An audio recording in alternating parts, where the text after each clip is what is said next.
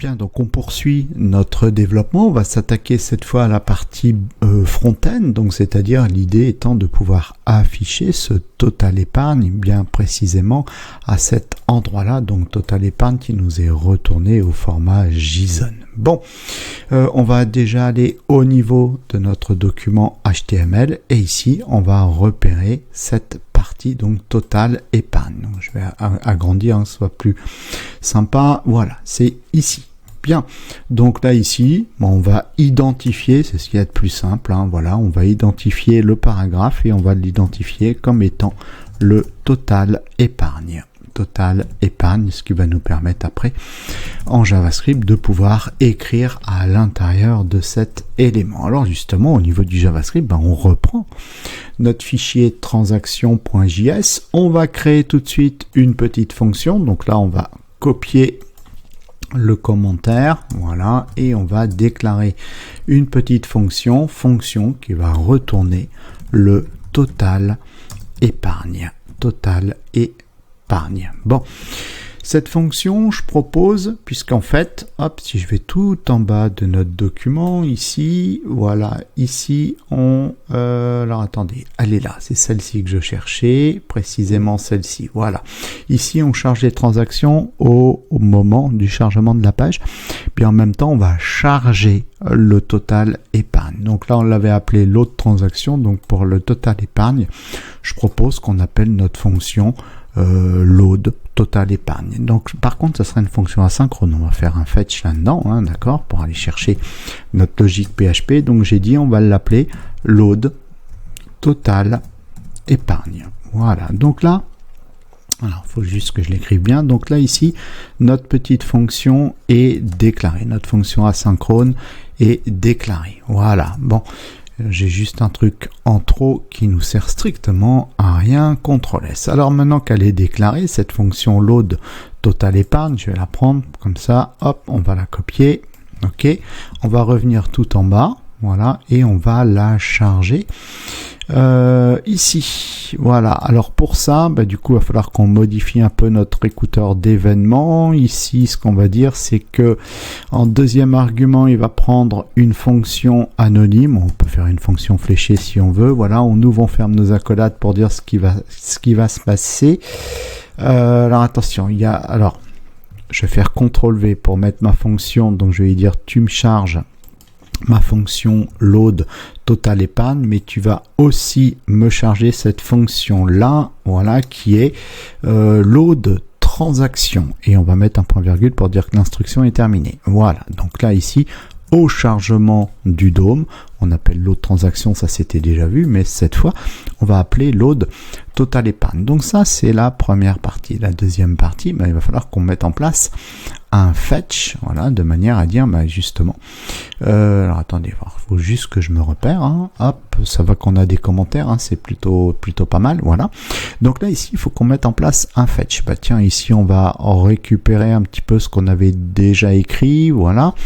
Donc ça je vais le copier, et ici on va dire que, d'ailleurs on peut le ranger dans une variable response, hop, voilà. Alors attention, await fetch, await parce qu'on est sous une fonction asynchrone, et donc là ici on va chercher quoi? On va chercher le fichier total-épargne, c'est celui qu'on a écrit la dernière fois, donc total-épargne.php.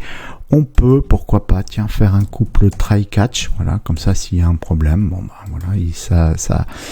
on enverra un petit message, une erreur, voilà, on enverra une petite erreur dans la console pour le cas où il y ait un problème de retour. Donc là ici on pourrait faire un console.log, voilà, et puis on écrirait erreur lors du chargement du total épargne. Hop, je sais pas où bon truc, non, j'arrive pas, c'est bon, du total épargne, 2 points espace plus erreur, voilà, c'est bon. Et puis on va mettre un point virgule pour dire que l'instruction est terminée, et ici je vais enlever l'espace qu'il y a. Bien, Donc maintenant, on va récupérer notre réponse. Alors, on l'a déjà fait, ce genre de truc. Await réponse au format JSON. Voilà, puisque c'est du JSON qu'on récupère. Donc là, voilà, il y a beaucoup quand même de répétitions dans les codes. Une fois qu'on a compris, si je vais mettre let data, je vais enlever le S parce qu'au final, on récupère que un truc. On récupère le total épargne. Puis maintenant, il reste plus qu'à dire où on écrit la data. La data, on a dit qu'on l'écrivait là-dedans, dans le total épargne, donc dans l'élément HTML qui a l'identifiant total épargne. Donc là, ici, on pourrait dire un document get element by ID. On va aller chercher l'élément HTML qui a l'identifiant total épargne, et ensuite qu'est-ce qu'on fait? On va lui dire texte content, voilà, parce qu'on va écrire quelque chose dedans, et ce quelque chose, ce sera data point, la clé qu'on envoie, c'est total, voilà, qui sera formaté, comme on avait dit. Donc data.total, voilà, et puis après, on peut le concaténer avec un espace, le symbole euro, et un point virgule, CTRL S, c'est fini. Donc là, normalement, au chargement de la page, ça doit marcher.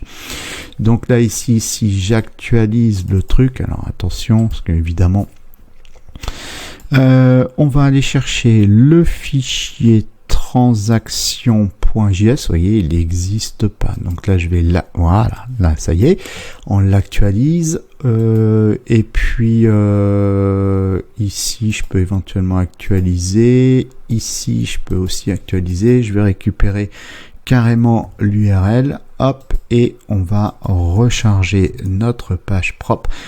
C'est bon. On récupère 8,8. Alors si on récupère 8,80, ça veut dire que le total épargne vaut 8,80. Donc là, si je prends le type, le 1 c'est le dépôt, le 2 c'est le retrait, d'accord. Si je prends la catégorie, l'épargne c'est le 1. D'accord. Donc là ici, il nous suffit tout simplement d'aller vérifier dans notre table banque, voilà. Donc Cat ID 1, on en a là, d'accord. Et là ici, j'ai dit 8,80, c'est facile. Ici, on a 10 € de dépôt, moins 1,20 € de retrait. Donc du coup, ça fonctionne. Si j'avais mis tout le monde, hop, je vais mettre tout le monde à 1. Voilà, hop là, comme ça on va voir si c'est bon. Je mets ça à 1, voilà, celui-là à 1, c'est toujours bien quand même de vérifier ses calculs. Donc là ici, si j'actualise mon truc, voilà, il me dit ça fait 22,80. Là normalement ça fait, c'est exactement ça, puisque ça fait 24, moins 1, 23, moins 0,2, ça fait 0,8, donc ça fait 23,8. Ça marche. Bon. Et puis si on veut aller encore plus loin, celui-là on fait un 2, voilà, hop, on actualise le truc et normalement pareil ça marche. Là il me dit ça fait 2,80, si ça fait 2,80, oui c'est ça parce que 10 et 10 ça s'annule, voilà, donc ça fait 2,80, ça marche. Bon, les requêtes de toute façon elles sont simples, c'est des requêtes de sum, c'est des fonctions d'agrégation du SQL. Bon, alors c'est pas le tout, parce que l'idée aussi derrière, bon là j'ai fait mes manips ici, mais l'idée derrière c'est que on peut ajouter une transaction, on peut modifier une transaction, on peut supprimer une transaction, donc du coup ça veut dire que ça, ici en temps réel, faut que ça se mette à jour. Il suffit tout simplement d'invoquer load total épargne, voilà. Alors, on va l'invoquer où? Quand on fait une suppression d'une transaction, ici, on recharge le tableau, await, fonction asynchrone, d'accord, await, et qu'est-ce qu'on fait? On recharge le total épargne. Donc, on recharge le tableau plus le total épargne. Voilà.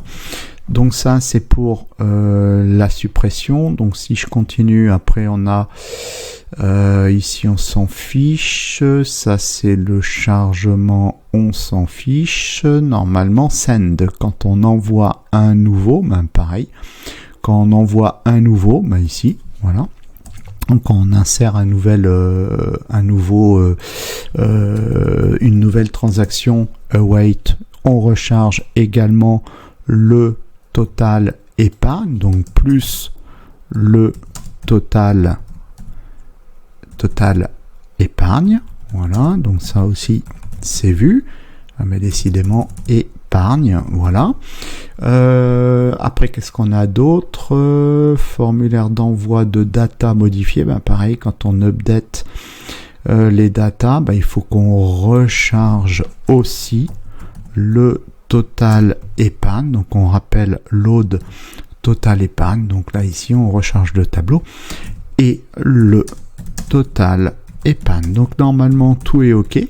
Voilà, tout est ok, hein. Donc là on a juste rajouté l'appel aux fonctions, hein. Et voilà, et puis au chargement de la page, pouf, on l'appelle de manière instantanée. C'est terminé, c'est pas très compliqué, hein. Mais c'est terminé. Étape suivante, on refera la même chose avec le total des investissements. Donc ça va être pas mal de copier-coller, hein, de la même façon. On va juste prendre les bonnes clés, c'est tout.